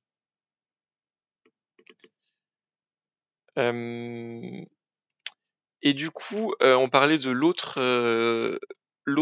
élément à fort spoil de la fin du livre, qui est le voyage dans les rêves / le voyage dans le temps. Est-ce que l'un de vous veut résumer, donner son avis pour que j'ai pas l'impression de faire encore un monologue? Moi, j'ai trouvé ça génial, mais c'est parce que j'adore les boucles temporelles. Donc, c'est vraiment un truc que j'adore, que ce soit ciné, série, lecture. J'adore les boucles temporelles. Et alors, pour expliquer le truc. C'est original. Ah oui? Je sais pas. Donc pour expliquer rapidement le truc, en fait, Sarah, adolescente, se rend compte que l'armée a fait un gros truc pas bien avec ses propres créatures, et c'est en fait elle qui leur a expliqué comment ça marchait. Et donc, elle essaye de trouver un moyen de revenir dans le temps pour pouvoir effacer en fait cette intervention de l'armée. Mais le temps, en fait, est une dimension sur laquelle on ne peut pas toucher dans cette cinquième dimension, en fait. Et elle va trouver une voie détournée en passant par les rêves sur lesquels elle arrive à influer dans le présent et dans le passé. Et donc elle retourne dans un ancien rêve du chef militaire qui a fait de la grosse merde. Et en fait, elle se rend compte que c'est en essayant d'influencer le rêve dans le passé qu'elle-même, en fait, a poussé ce militaire à passer à l'action et à faire de la grosse merde. Voilà. Donc c'est une boucle temporelle, c'est magique, j'adore les boucles temporelles, c'est fabuleux. À ce moment-là, j'ai fait « c'est trop cool !» Vraiment, j'ai adoré. C'est assez tragique aussi, en plus, du coup. Ah oui, c'est totalement tragique. Mais moi, j'ai une passion pour les boucles temporelles qui s'auto-bouclent, en fait. Enfin, qui se bouclent sur elles-mêmes. J'ai toujours trouvé ça fabuleux. Donc, quand j'ai vu ça, j'ai fait « ah là là, c'est génial !» C'est beau à voir. Mais je pense qu'il faut que tu me donnes des cours parce que moi, franchement, j'ai du mal. Je comprends à moitié à chaque fois. Regardez 12 Monkeys, la série. Oui, je vois. Je vois ce Voilà. que c'est. Et exactement, je me suis jamais lancé parce que je me suis dit, oh non, ça va parler de ça, je vais rien comprendre du tout. Non, c'est ça en fait. C'est des boucles en fait. Et chaque fois qu'ils agissent dans le passé, ils réagissent dans le présent et dans le futur, quoi. C'est finalement tout ce qui se passe maintenant ne se passe que parce qu'ils ont agi comme ça dans le passé. C'est fabuleux. Mm. Moi sur ça, j'ai pas du tout c'est réagi. vraiment. J'ai pas du tout réagi comme toi, Yoda. Tu n'as pas bondi de joie en te disant, oh j'adore. Je n'ai pas du tout bondi J'adore de les joie. boucles temporelles. J'ai été C'est super les boucles très temporelles. circonspect. Alors du coup, encore une fois, réponse en deux parties. Non, j'ai plusieurs choses qui m'ont fait réagir, mais juste je voulais déjà revenir sur le fait que ce qui était intéressant, c'est que ça nous était bien précisé, bien amené depuis le début qu'en fait tu pouvais pas voyager dans le temps, que cette dimension n'était pas possible. Un autre truc, je fais une digression, mais un truc que j'ai trouvé vraiment très bien et très intéressant, c'est ce côté très imaginatif de Sarah. Et en fait, elle utilise cette dimension de l'imagination à sa pleine puissance, là où tout le reste des gens, on les voit l'utiliser vraiment de façon très basique à côté, c'est-à-dire pour juste imaginer des trucs. Elle imagine des concepts. C'est déjà comme ça qu'elle passe au-dessus de la règle des 11 secondes, en fait, en juste imaginant une solution à son problème. Ça, j'ai trouvé ça très malin de se dire, bah en fait, comme tu peux imaginer des choses et que ce qui se passe, c'est si tu l'as bien imaginé, ça existe. C'est bien exploité. Et c'est comme ça aussi qu'elle s'imagine cette espèce de porte qui mène vers la dimension des rêves. C'est-à-dire qu'elle se dit, et si j'imaginais que la dimension des rêves était un endroit dans lequel on pouvait aller par une porte, et pof, voilà la porte qui y va. Ça, j'ai vraiment beaucoup aimé cette utilisation inventive de, de la cinquième dimension qui, par le reste des gens, est utilisée pour juste faire des images, quoi. Là où j'ai été plus circonspect, c'est justement sur cette boucle temporelle, parce que en fait, je pense que ce qui m'a ce qui m'a un peu gêné, c'est que j'ai eu l'impression que c'était pas 100% cohérent. C'est-à-dire que avec l'histoire des loups-garous, on nous dit en fait, elle a été influée dans le rêve. Du coup, elle a déjà influé dans le rêve en fait, et ce qui s'est passé, ça s'est passé parce qu'elle a influé dans le rêve, et donc ça s'est déjà passé, et tout ce qui s'est passé s'est déjà passé et machin. C'est ce qu'on a à la fin aussi où elle dit, ok, bah donc comme j'ai été dans le rêve de Sarah, bah il faut que j'aille dans le rêve de Sarah parce que ça s'est déjà passé, donc ça va se passer, donc machin. C'est le concept de boucle temporelle qu'on a dans Harry Potter 3 avec le bah si ça s'est passé, ça s'est Retourneur de passé temps. avec le retour de temps, et tu peux pas changer le passé en fait parce que tu l'as déjà changé et c'est déjà passé comme ça. Ce qui correspond moi aux boucles temporelles que j'aime bien, j'aime pas trop quand enfin je préfère quand ça se passe comme ça que quand tes boucles temporelles changent le présent et que du coup ça met le bazar parce que souvent c'est plus difficile à gérer de façon cohérente. Là où ça m'a gêné, c'est que j'ai l'impression que c'est pas comme ça dans 100% des cas, c'est-à-dire qu'elle fait quand même changer le tableau de sa mère. Et du coup, c'est-à-dire au moment où elle teste, où elle se dit bon, alors j'arrive à aller dans les rêves, est-ce que je peux influer sur le présent? Parce qu'en fait, avant d'aller dans les rêves du militaire, elle teste quand même parce qu'elle n'est pas non plus tête brûlée à 100%, un peu mais pas à 100%. Et elle teste sur sa mère en se disant tiens, je vais lui changer son rêve qu'elle a fait il y a 6 mois et qui lui a donné envie de peindre ce truc qui est accroché au salon. Et elle va dans le rêve et après le truc qui est dans le salon change. Donc j'ai trouvé que ça nous sous-entendait qu'en fait, effectivement, bah tout ce qui s'est passé ne s'est pas passé, vu que tu peux changer ce qui s'est passé. Et après, finalement, en fait, ça s'est déjà passé. Je sais pas si je suis très clair, mais je vois Schrödinger qui me fixe avec des grands yeux et qui pense à grandes pensées. Genre, je viens de dire que j'y comprenais rien aux boucles temporelles. Qu'est-ce que tu m'embrouilles? C'est clair. Bah du coup, Mais Yoda. c'est normal que. Je sais pas. Je pense que il y a que elle qui s'en souvient en fait que ça a changé. Et nous, on le sait parce qu'elle l'a raconté, en fait, c'est ça. Mais du coup, s'il y a que elle qui s'en souvient que Du ça coup, a changé. pour sa mère, en fait, ça a jamais changé, ça a toujours été la même chose. Oui, mais du coup, Ah, pourquoi là, le. là, c'est un multiverse.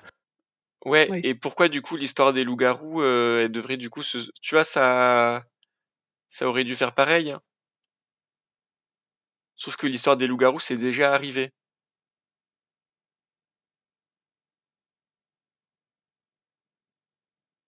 Ouais. Non, bon. Moi, ça du coup, j'ai eu l'impression, alors peut-être que c'est moi qui cherche trop loin ou que j'ai pas bien compris. J'ai eu une impression que ça marchait pas complètement.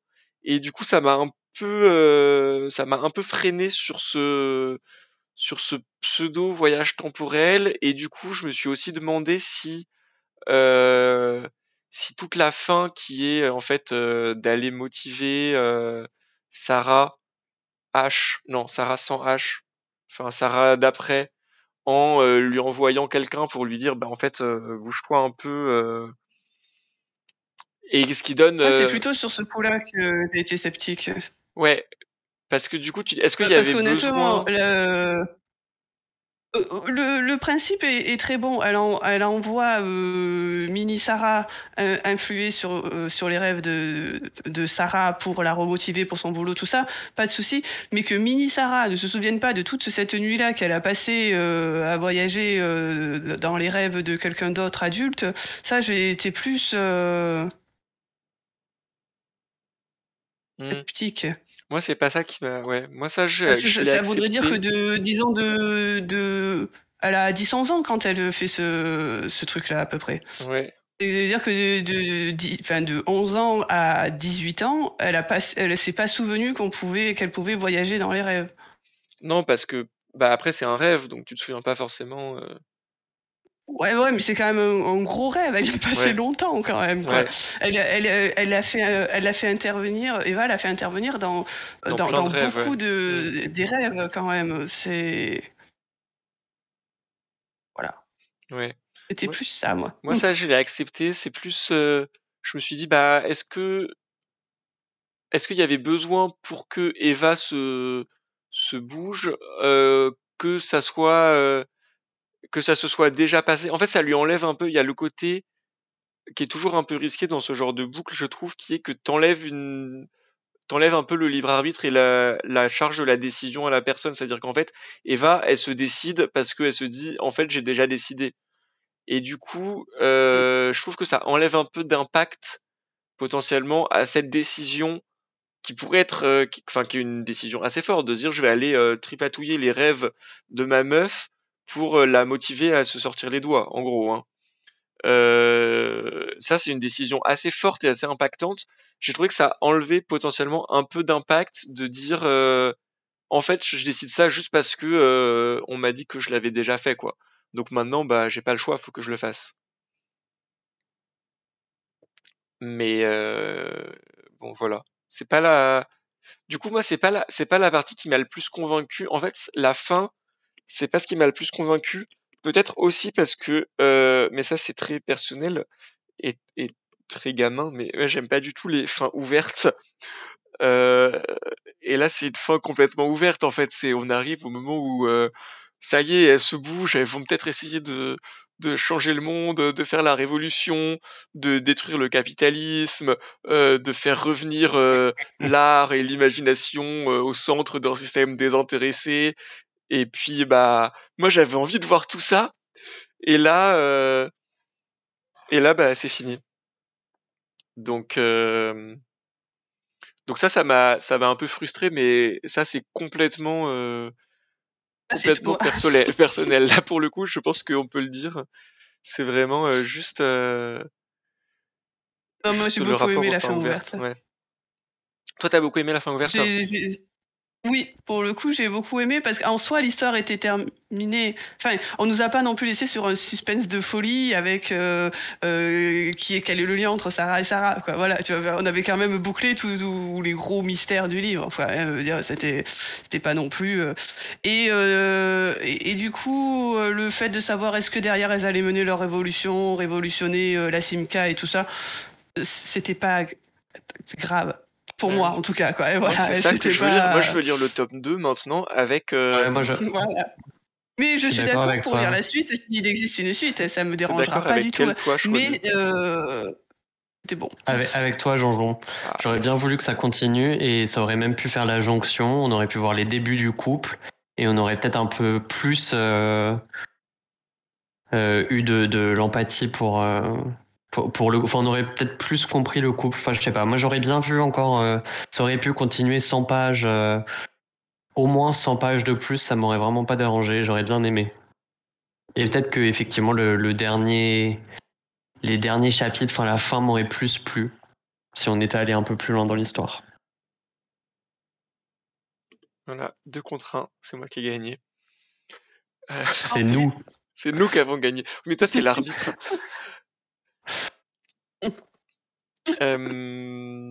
Mais donc voilà, ouais, moi, un tome 2 sur la guerre de Eva et Sarah contre les studios de production, ça m'intéresse. Alors, la timeline du passé, je pense que elle est, elle est globalement achevée, par contre. Euh, J'ai trouvé. Et alors, la fin de la timeline du passé, parce que là, on parle de la fin de la timeline du présent. Qu'est-ce que vous avez pensé de la fin de la timeline du passé avec donc les deux jeunes qui partent et qui disent là, on peut pas laisser ça juste entre les mains de l'armée britannique. Donc on va faire un peu. Il y avait alors pour le coup, moi je vois des analogies partout. Là, pour le coup, il y avait un côté lanceur d'alerte euh, dans les deux jeunes qui font leur vidéo pour Ouais, mais on dire au voit la monde. suite après et on voit bien que c'est pas bien joyeux quand même. Ah oui, non mais ça c'est sûr que c'est pas Les très espoirs sont joyeux. vite calmés. Oui, Bien voilà. tenté, Leur bien, vidéo est bien très très tenté. chouette, mais bien tenté. Je pense qu'elles ont au moins réussi du point de vue militaire, Oui, bah puisque je pense que dans ça aurait été le pire sinon en futur, fait. enfin, voilà, c'est ça. Autant elles ont perdu du point de vue capitaliste, voilà, même si ça s'est passé plus tard. Mais du point de vue militaire, elles ont quand même réussi ça, quoi. C'est que en l'annonçant à tout le monde, elles ont empêché, en fait, ça a fait une espèce de guerre froide finalement, où tout le monde ayant ce même pouvoir, tous les pays ayant ce même Hmm. pouvoir, finalement personne ne va l'utiliser, quoi, à des fins militaires en tout Oui, cas. ils sont obligés de faire des lois De ce qu'on comprend, hein, internationales. enfin, De quoi? si j'ai bien compris, dans le futur, enfin avec la Sarah sans H, c'est pas du tout utilisé à des fins militaires. Non, mais je pense que ça, en fait, du coup, Ouais, c'est enfin, c'est énormément régulé et réglementé. C'est aussi ce dont se plaint du coup Sarah, adulte, quand au oui. tout début là, en fait au tout début, elle se plaint parce qu'elle peut pas faire un Mm, parapluie parce qu'elle a pas le droit en fait. Donc c'est presque mm, mm, mm, mm. devenu, on pourrait avoir l'impression que c'est presque devenu trop régulé, en tout cas quand on le voit de ce point de vue-là, et en même temps on comprend bien que c'est quelque chose qui est extrêmement dangereux. Ça j'ai trouvé ça intéressant aussi d'ailleurs parce que en fait il y a une ambivalence derrière la chose qui est que on voit tous les points de vue, c'est via des gens globalement artistes, donc qui voient le potentiel artistique, imagination de je veux imaginer des belles choses, je veux pouvoir manifester mon imagination et être libre en fait, c'est une espèce de liberté de création, d'expression, etc. Et en même temps, je trouve que rationnellement, on comprend qu'il y a un besoin de régulation au moins à un certain niveau, parce que c'est quelque chose qui est factuellement extrêmement dangereux. C'est-à-dire que tu peux imaginer Mm. n'importe quoi et ça devient réel. Donc j'ai trouvé que c'était intéressant de voir, et il n'y a pas forcément de réponse, je trouve, à cette question qui est où est-ce qu'il faut mettre la limite? Est-ce qu'il faut mettre une limite? Est-ce qu'il faudrait ne pas du tout mettre de limite? Est-ce que la limite qui est mise là dans cette société est trop stricte? Euh, Peut-être que oui, en tout cas on nous le présente un peu comme ça, mais dans ce cas-là, comment faire pour mettre une limite moins stricte? Est-ce qu'il faut c'est ce qu'ils ont l'air de faire, donner des permis à certaines personnes pour que seulement certaines Mhm. personnes puissent utiliser cette imagination, mais dans ce cas-là, ça pose la question de comment tu choisis, comment tu régules, comment tu machin. Bah oui, Enfin, et qui fait la régulation, qui fait la régulation, pourquoi certaines personnes auraient le droit, et enfin oui, c'est globalement ce qu'elles ont inventé, ces deux gamines, c'est potentiellement une arme de destruction massive de manière assez évidente. C'est-à-dire que en plus quand tu vois elles qui sont un peu douées, tout ce qu'elles peuvent en faire d'inventer une porte qui donne dans le monde des rêves, d'inventer des machins. Alors elles sont très positives et très bienveillantes, donc elles inventent des dragons gentils, des ours géants qui font des câlins, etc. Mais je trouve qu'on comprend le besoin de régulation et que c'est un peu une interrogation ouverte. Il y a pas vraiment de réponse apportée, pas vraiment de solution. Ah oui, qui les a en même temps. Bah oui, qui les a? C'est une bonne question. Voilà, j'ouvre le débat. Et de toute façon, même avec cette question de permis, tout ça, si vraiment l'armée, enfin, s'il y a une régulation, on va dire, ce sera une autorité qui contrôle l'autorité, et si, enfin, qu'est-ce qui empêcherait vraiment si, je sais pas, Oui. si un pouvoir supérieur voulait vraiment, enfin, tout le monde serait quand même bien impuissant. Oui, bah et puis en plus ça se place ça se place dans un contexte international. Donc ça c'est des questionnements. Ça que je trouve intéressant, c'est des questions qui existent aussi dans la société actuelle, mais c'est un peu ce concept de tu es dans un contexte international, donc si chaque pays peut décider de ses propres régulations, euh, ça empêche les régulations en quelque sorte parce que chacun va dire oui mais moi je peux pas réguler plus parce que si les autres ils régulent moins, qu'est-ce qu'on fait? Et du coup, bon ça c'est pas factuellement abordé, hein, donc On extrapole un petit on peu. extrapole un petit peu, mais ça, Bah, en c'est tout cas ça intéressant, non, soulève c'est des vrai. sujets super à fait. intéressants, je trouve.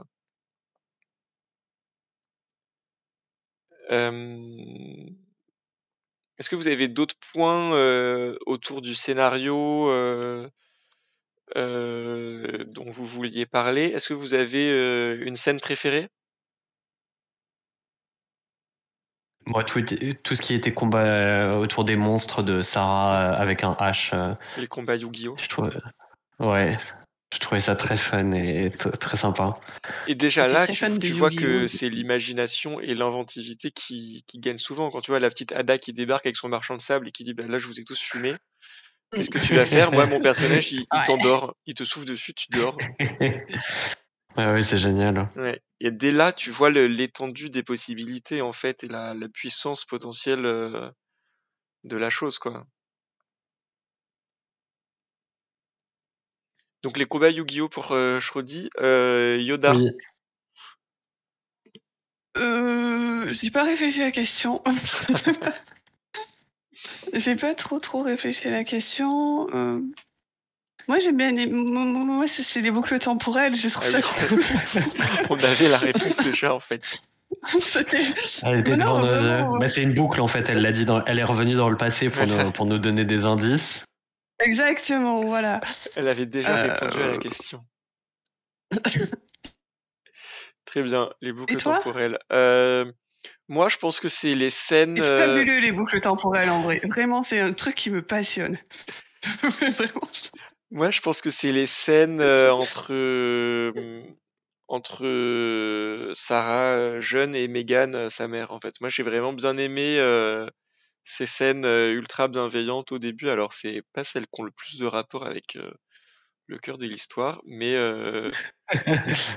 c'était un peu mes moments de répit dans ce livre que ouais, plutôt sombre quand même, presque plutôt pesant. Non, Bah ouais, ça t'a pesé. ça m'a pesé, bah ça, ouais, j'ai trouvé ça un peu déprimant dans.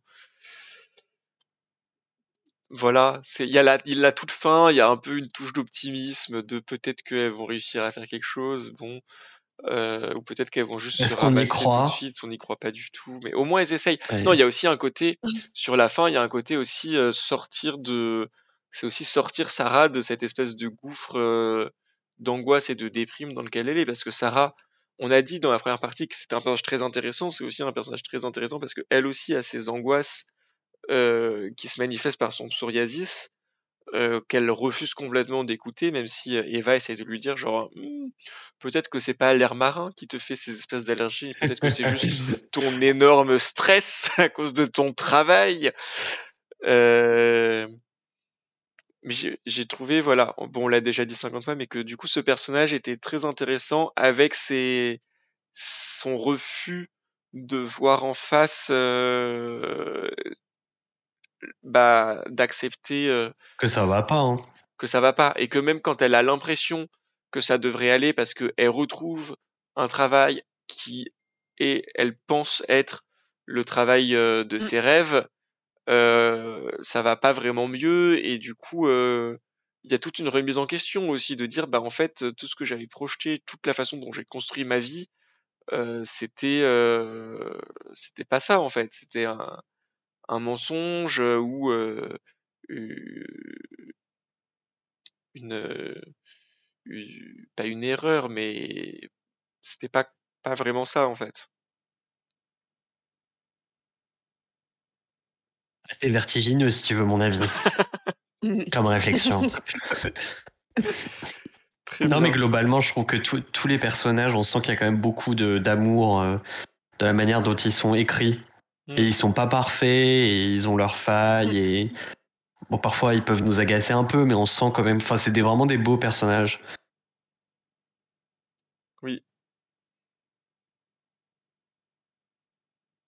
Très bien. On retiendra ça. Est-ce que Ouais. vous voulez Sauf dire qu'on autre on est chose? dans la partie avec spoil, donc c'est pas comme ça qu'on pourra faire.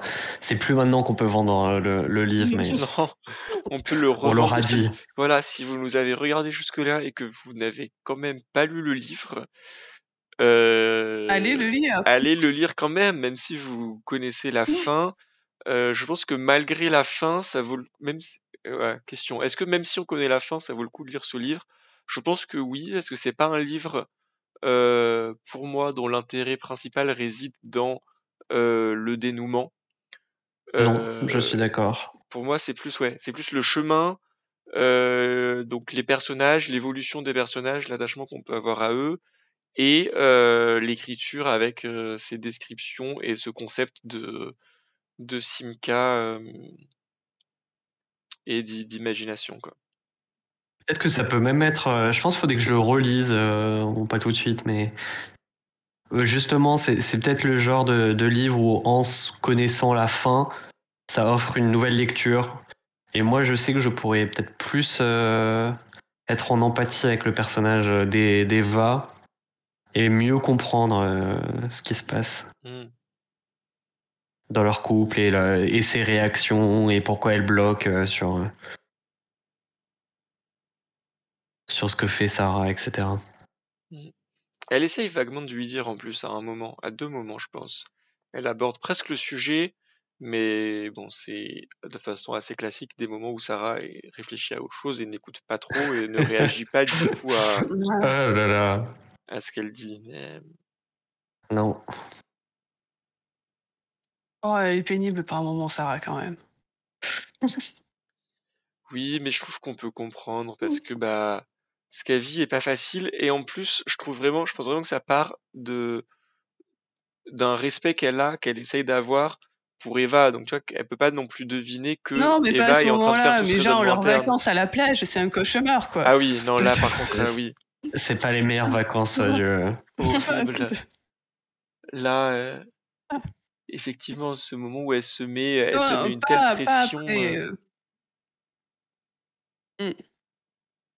elle se met une telle pression, effectivement, Eva a quand même une grande patience Voilà. pour supporter ça et ne pas lui en vouloir et accepter que bah en fait quand elle s'énerve un peu, c'est pas contre elle, c'est juste qu'elle est stressée. Enfin, Eva est assez consciente, je pense, comprend mieux que Sarah Oui, mais elle est les tout problématiques le qu'elle. temps stressée. Tout Oui. le temps.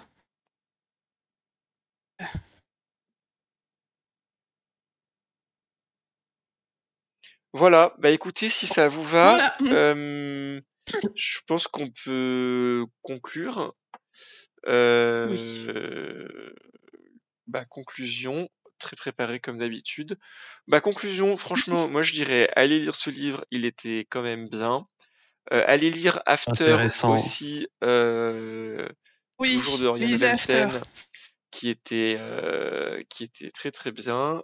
Allez lire tout ce qu'on a pensé d'After et de plein d'autres livres sur le forum de la garde de nuit. Si vous aimez nous écouter parler pendant des heures, allez regarder nos autres Twitch qui sont en replay sur notre chaîne YouTube. Si vous aimez plutôt House of the Dragon ou le Trône de Fer et que vous êtes là par hasard, allez voir toutes les autres choses qu'on produit, que ce soit sur le forum ou sur le blog ou sur notre chaîne YouTube. Ou les Euh, podcasts. les podcasts, etc. Il y a plein de choses, plein de trucs qui sont produits tout le temps. Je pense qu'il va peut-être y avoir un Twitch bientôt sur des rumeurs de tournage de House of the Dragon. Donc ça n'a vraiment plus rien à voir avec Simca, mais il me semble que c'est dans les tuyaux. N'hésitez pas à lire Jen Lyons pour pouvoir venir écouter le prochain manuscrit de Mestre Aymon. Et Fin voilà, novembre. n'hésitez pas à nous dire ce que vous avez pensé de Simca ou de nous, de ce qu'on vous raconte dans les commentaires ou sur le forum. Et voilà, passez une bonne fin de soirée, bonne fin de journée si vous nous écoutez en replay en journée. Et à bientôt. À bientôt. À bientôt.